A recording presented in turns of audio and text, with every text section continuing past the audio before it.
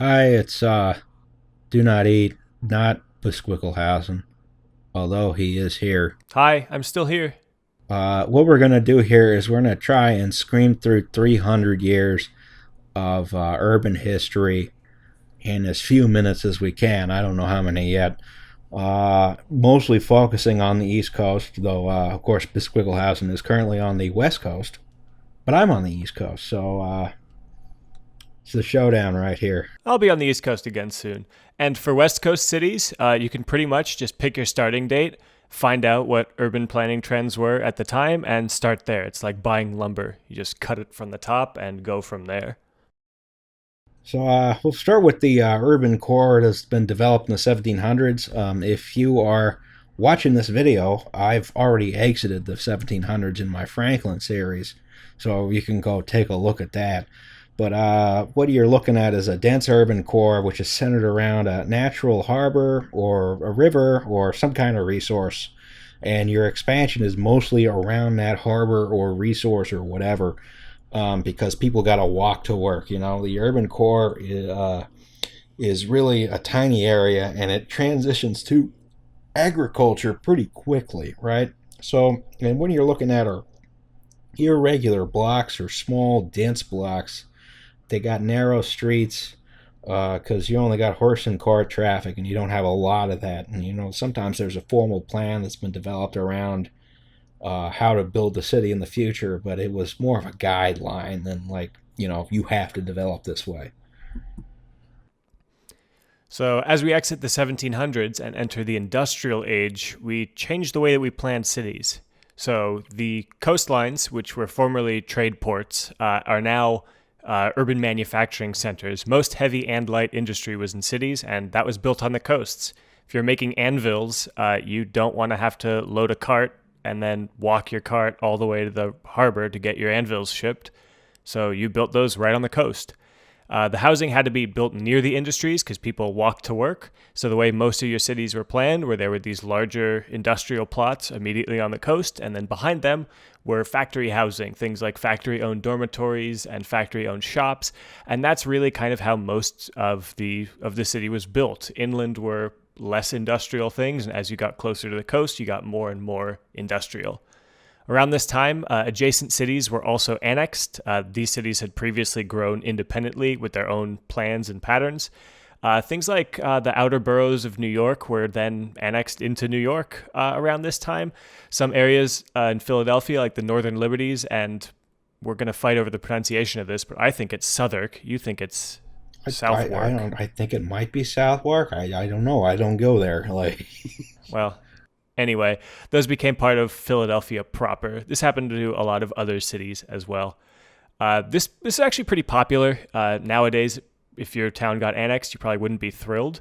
But at this time, as everything was changing so much and industrializing, the annexation of other cities allowed for more centralized planning and allowed for the greater urban region to kind of act a little more cohesively. Also, around this time, grid plans became more regular. You ended up with things like the Manhattan Street Grid, the Philadelphia Extended Grid, and generally speaking, these grids, compared to much more modern ones, are really small and dense. This is important because you traveled by foot or a carriage or at best like a horse-drawn trolley. Also, at this time, you had some municipal water supplies start to bring in water, which allowed more areas of the city to grow. And now we've figured out how to move the steam engine and have it power itself along tracks, and we've entered the rail age. so the thing to remember about rail infrastructure, we're going to talk about a lot of types of rail infrastructure, is that um, once you build the railroad out, it can move faster than on foot. Your land value is based on the proximity to jobs. So if I can get on a train that goes at the incredible speed of 20 miles an hour, I can live a lot further from the city center. So what railroads would do, and what a lot of developers would do, is they will buy farmland before they build the railroad or whatever kind of infrastructure, then build the railroad and then sell it after the railroad was built at a profit. This is how all of this infrastructure was funded. So we start out with kind of urban rail, right? There's steam surface railways. People didn't know how to use the steam train at the time. So you just have steam trains running on rails that are in the middle of the street. It spooks the horses and killed people regularly. You can sort of see vestiges in this in unusually wide streets in a lot of cities. Washington and Oregon Avenue in Philadelphia are like that. Um, and then you had sort of suburban rail, right? Which is rail that moved out, went way out into the suburbs. Sometimes it was a main line that was previously built, or sometimes they built new suburban railroad lines to capitalize on undeveloped land, which they knew they could bring the train into the center city real quick from there. So effectively, your railroad was funded by building houses on the land near the stations, and this happened on a local and a national level. The United States Transcontinental Railroad was funded almost entirely through federal land grants, which the railroads were able to sell after they built the railroad, since they could move people and goods more quickly. You didn't have a lot of stuff like bridges or tunnels at this time. Your railroad got as close to the city center as it could, and if there was a river in the way, you might build a pier into the river so the ferry has less of a distance to cover, but you couldn't build a bridge a lot of the times. Now, some real examples of this are like Ardmore, Pennsylvania, or Berwyn, Pennsylvania, which you can sort of see how it was a railroad suburb by the fact that one of the major streets in Berwyn is Cassett Street, named after Alexander Cassett, who was the president of the Pennsylvania Railroad at the time. And you had whole railroad towns like Altoona, Pennsylvania, which are built to house railroad workers near centrally located maintenance shops and yards. A lot of Rust Belt towns were like that, like Fort Wayne or Youngstown or Pittsburgh, kind of. So we're going to move in now to electric rail, which is going to begin our streetcar suburbs. So the streetcars made land outside of walking distance of jobs much more valuable. It was kind of your first really extensive intra-city transport. Obviously, you still did have horse carriages and omnibuses, but the streetcars were cleaner, they were faster, they were more efficient, and larger as well, which really helped. Streetcar suburbs were built radially from city centers. They extended linearly along streetcar tracks. So kind of imagine the rays away from a city center, like the rays from the sun. And those rays would be your streetcar lines. And they're very characteristic. You could see that these long, thin suburbs had a few blocks from them. Facing the streetcar tracks, you have businesses right against the tracks, as those were the most high traffic areas. Then behind them, you'd go into housing, and then once again, back into farms. So a lot of these streetcars, though, didn't really survive past World War II. They just couldn't quite compete, as well as being bought out, which we'll talk about later in this video and really extensively in another one of Donoteat's videos. Most that did survive were they had dedicated right-of-way near the city center, like a tunnel or something like that. Rapid transit kind of developed similarly to that. Heavy rail rapid transit, that is. So you built your elevated railroad out into the countryside, and you built that first, and the development came after, which you as a rapid transit company controlled.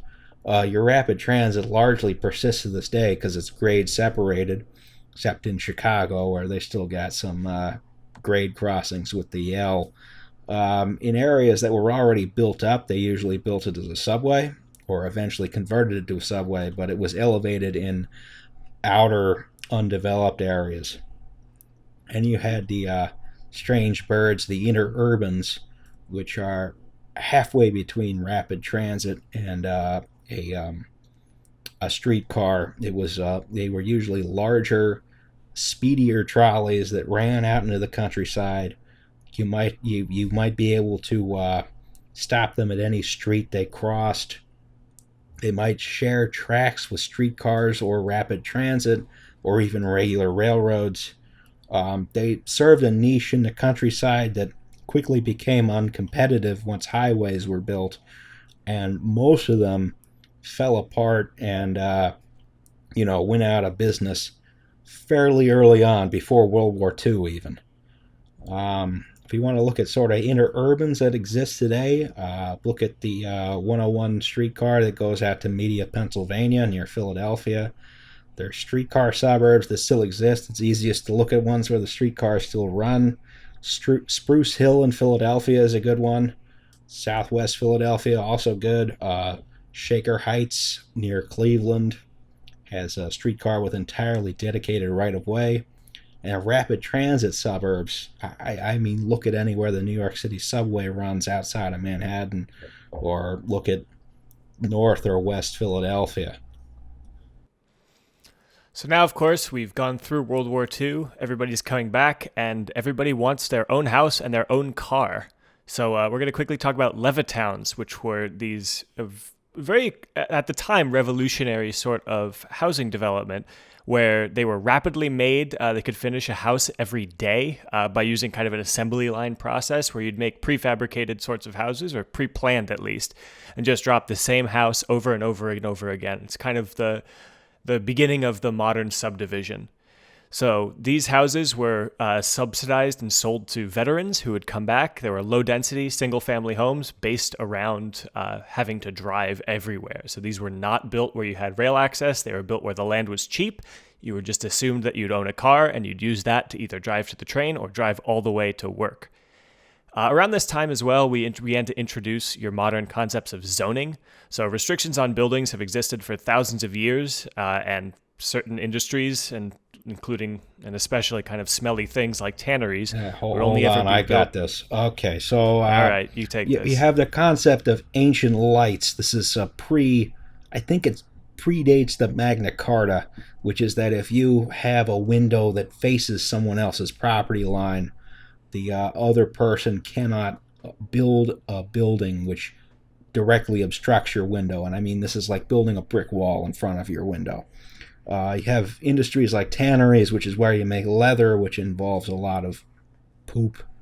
Those could only be built outside of city walls, but the modern concept of zoning was really established in a Supreme Court case called the Village of Euclid, Ohio versus Ambler Realty Company in 1926. The Village of Euclid didn't want industry to be built in the town because it was encroaching from Cleveland. They developed a concept of zoning, which is what kind of buildings can be built where. The Ambler Realty Company said, well, this is an infringement of our rights. There was a court case that escalated to the Supreme Court, which said that zoning was legal based on the 10th Amendment implied delegation of the police power to states and municipalities. We're going to go into this into very fine detail in a future episode of the series. But the thing to remember is there's single-use Euclidean zoning versus mixed-use zoning. Single-use zoning means you can only build a store here, or only build a house here, or only build a factory here, versus mixed-use, which says you can build any of those things here, or a combination of those things in one structure. Zoning has shaped cities like no other ruling or policy or anything else like that. You could tell just how big of an impact that zoning has had on how our city simulation games include it. You're forced to use Euclidean zoning in city skylines, and you can't get around it. And there's no mixed use because that wasn't really a concept again before these city building games were developed. It was unknown to people despite it being common before 1926. You also have hierarchical streets. You have arterial roads and collectors and dead-end cul-de-sac streets, which are residential. Most major businesses don't have frontage on the major streets. They're behind a parking lot or something like that, except for some buildings that might date to prior to suburbanization. Your hierarchical street system is designed to reduce car congestion on both local streets and to make traffic go faster on major streets, but it doesn't do either particularly well. It works pretty well in city skylines, but that doesn't mean that you should, do that for every condition. It moves cars. It doesn't do anything else very well. Some examples of early suburban, or some examples of suburbanization. King of Prussia, Pennsylvania. I'm sure whatever cinematics are going on right now are community I built based on Burke, Virginia, where I grew up. There's also Cherry Hill, New Jersey is a good example. So, with everybody driving cars, you ended up having to require the first visible publicly subsidized land grab of the 20th century. I hope I got that right. The Eisenhower Interstate system. So, what these interstate highways did is that they made land valuable far away from city centers. You didn't have to be right along a rail line. You didn't have to be close to the city center, but you could still get there reasonably fast using the highway. So developers snatched up farms around interstate exits and built housing. Auto-oriented development could be much more spread out than rail or streetcar-oriented development because you didn't walk to your own car. It was parked in your own yard. And it required a lot less upfront capital since the interstates and roads were built by the government. Now, the popularity and the ease of use and popularity really kind of summed it up, of the highways led to the decline of rail. There was mass underinvestment where you could still be using the same cars from 70 years earlier. The subsidization of road transport really sold out cities and towns to move cars. If you were a town near a city, you had to figure out a way to move all these cars rather than to be a town yourself. Meanwhile, at the same time, the National City Lines / Great American Streetcar Scandal was basically where a National City Lines, a shell company / small bus company, it wasn't really actually a real thing, was given a ton of money by Firestone, Tires, Standard Oil, and General Motors to buy up these streetcar systems and interurbans and things we were talking about earlier, to shut them down or replace them with buses, which of course would be provided by General Motors, fueled with Standard Oil, and riding on Firestone tires. So it was a massive boon to those guys, but it really destroyed the public transit infrastructure that we already had. That's a whole episode coming up. Absolutely. It's an awesome story. It's scary as well. It's okay. They got fined $5,000 at the end of it, so justice was served. Well, maybe not. Anyway, all of this led to white flight, which is where your largely more affluent white population started leaving cities for suburbs. All of a sudden, you could have more space, cheaper, farther out from cities. And if you could afford to move, which generally speaking, kind of only white people did in this country, you moved out to the suburbs. That's another whole episode. Yeah, it's kind of scary how much of the urban decline was based on racial patterns, which is not... And consciously adopted policies. Yep. This also led to systemic disinvestment in cities. They just weren't getting the money anymore. Your tax bases were removed. In some places like Bridgeport, Connecticut, the construction of these highways removed massive amounts of taxable land. And of course, destroying a building to put up a parking lot means you make less tax money from that space, which means you can't be a city as effectively. Your income's much lower. What little investment there was, it was destructive in character. People reimagined cities as a place that people go to rather than a place people lived. And the highways that were built demolished homes and businesses. Check out episode 2 of this Power Politics and Planning series on Donoteat's channel. Demolitions of neighborhoods wholesale for the sake of slum clearance or urban renewal, which were both kind of fake buzzwords that really just drove people out into the suburbs en masse because their urban homes and the places people lived in cities were just destroyed and paved over.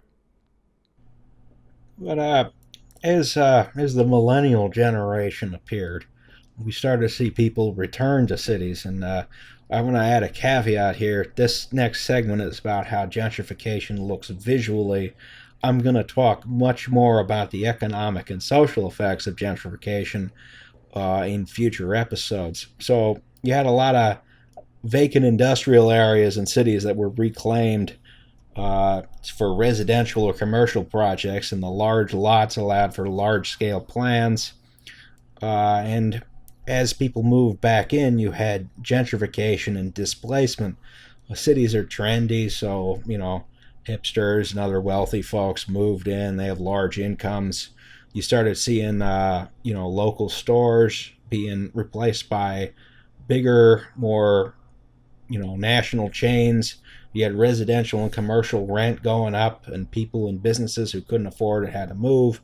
You started seeing neighborhoods which had been stable for dozens of years, the population starts to turn over real rapidly, and you start seeing. And I mean, this has been a thing for a long time, but you start seeing commodification of housing in a way that you didn't really see before. New construction is almost always on the luxury end of the market because luxury makes more money, but it's not more expensive to build. People say that as luxury construction is put up, the older housing will filter down so that it'll be more affordable. You call it filtering, you call it trickle down housing. Uh, that doesn't help people immediately, obviously. It helps in some abstract point in the future. You also start seeing phenomena of taxpayer buildings. These are small 1 or 2 story commercial spaces which are rented out at a low price to cover the building's taxes, and they're waiting for a windfall purchase by a third party developer rather than try and increase the value of the property themselves. Now, obviously, this is good because you can have a cheap business with cheap products in there, like your little corner store or something like that. But it's bad because when it gets bought up, that business goes away. You also start seeing buildings which are blocks of money. So you see these buildings where people buy the condos and they don't live in them, or you see a lot of luxury buildings are there for the sake of appreciation as opposed for the sake of actually housing people. Sometimes the rate of increase in value from speculation is a lot more than what rent can ever get you. This leads to vacant condos and storefronts. It's sometimes more cost effective to wait for a high paying tenant than to rent to someone who wants the space right now. If you just leave the space empty until the next high price restaurant or I don't know Amazon moves in. So, moving into the future, things are hopefully at least looking up, and I feel like most of the builders for city skylines want it to look up. It can be fun to build a dystopia, but incorporating some of today's kind of more city forward plans is probably your best option to make like a really attractive city while still having it feel realistic. I'm not talking about plunking down giant arcologies or huge, massive parkland or land reclamation projects and things. But we're really seeing cities start to try and provide more city benefits to more people. We're starting to see a lot of transit build out, and that seems a little strange because we don't hear about it a ton. But you're trying to get really, right now, cheap to build and non-bus transit. Buses are the cheapest form of transit to extend, but there's a stigma in this country about buses. So in this country, we're seeing a lot of streetcars, a lot of really kind of maybe not the most useful kind of vanity projects, streetcars, ferries, especially in New York. They're trying to push ferries, but they're just not as convenient as real trains. They're just a lot cheaper to build, so you can get them going during your mayoral term, which luckily you don't have to worry about in city skylines. We're starting to see a little bit more density come in, though often, especially as I live in San Francisco right now, it's not enough or not in the right places. You can build your giant tall towers, but if nobody wants to live in that neighborhood, nobody will. One thing that's nice that kind of combines these two would be transit-oriented development. That's when you build bigger near transit. Makes a certain amount of sense. It allows you to upzone areas along your rail lines. A lot of these are in the old streetcar or railroad suburbs, if those lines have been replaced or renewed or have just continued to see service, where you'll start to see apartments being built now nearer to train stations. You can also see things like business improvement districts, which take historically less nice parts of cities and try to really enhance the business opportunities. It basically provides subsidies and targets them to specific neighborhoods and areas. One thing that certain cities are doing are trying to promote new industries and workplaces. New York City has Silicon Alley, where they will provide some state tax subsidies and things to tech startups trying to start in New York. In San Francisco, here where I am right now, Twitter had a massive subsidy to be able to move into a large building space near the Civic Center neighborhood. That's currently in a big dust up because they did not provide the benefits they expected, and whatever. In addition to this, moving into cities, we're trying to reduce car infrastructure or move it somehow. Some streets in New York have been converted to on-street plazas, which is a pretty nice, cheap way of doing things. Some places, much more expensively, are removing tunneling or decking over highways. Dallas has done a big freeway cap. Boston, of course, did the Big Dig, which turned a massive elevated freeway into a tunnel with a park on the top. And Seattle's trying to do similar with the Alaskan Way Viaduct, which, of course, has its own big set of pros and cons that I highly recommend you read more about. Turns out they didn't need to dig this huge giant tunnel. They could have just dumped the highway out into the city and it would have been better, which is something you should think about as well. Sometimes your city can survive without the big highway through it or under it or whatever. Autonomous cars as well is something in the future. Politicians who are in charge of city planners are bullish on autonomous cars. They think that they're going to be great. They think they're going to save our cities. Unfortunately, that's unlikely to be the case. Cars are still cars. They take up the space that's better used for people. But in any case, that, in just short of half an hour, at least as we record it, hopefully we'll cut some down, is 300 years of urban planning history. I really hope some of this would be helpful for you. Again, if you want any of it in more detail, check out Donoteat's channel. That's going to have all of this in excruciatingly entertaining detail. You're gonna hear about everything. You're gonna hear like everything that happened to every single person. You know, we're gonna go into as much detail as I can in the time I have, which, since I determine how long the video is all the time I want. Anyway, thanks for watching my video on Bisquicklehausen's channel. Please subscribe to my YouTube channel. And I don't know, any closing remarks? I don't know. I hope this helped in some way. If you're trying to struggle to build land, like, try and define what time it was built in. Is it a streetcar suburb? Because they have a whole host of things to build.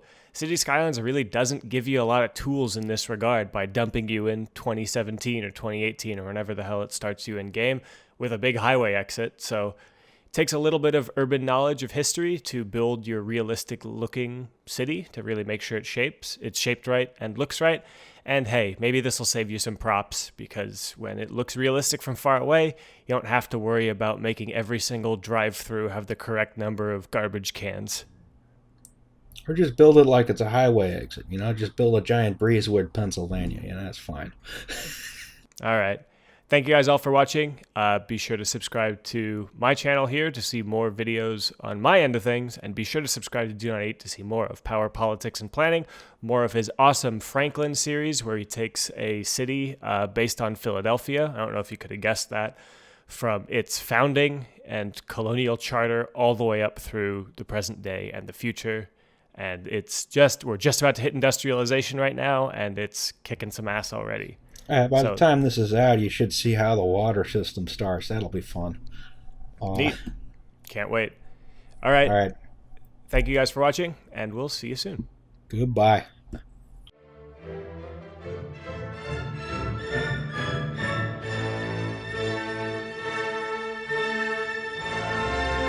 And kind of that leaves us into your own vision of the future. Where do we go from here?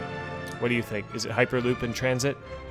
I think it's arcologies, actually. I'd live in a Darko. Okay. Would you live in a Darko? I'd live in the fucking Darko. I want the launch arcology. No, I don't like that. It would launch eventually, and I'd be stuck on it, you know?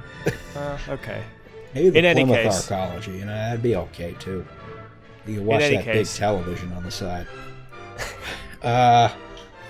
No one likes the forest arcology, though. That looks dumb. No. I I need to play more SimCity 2000.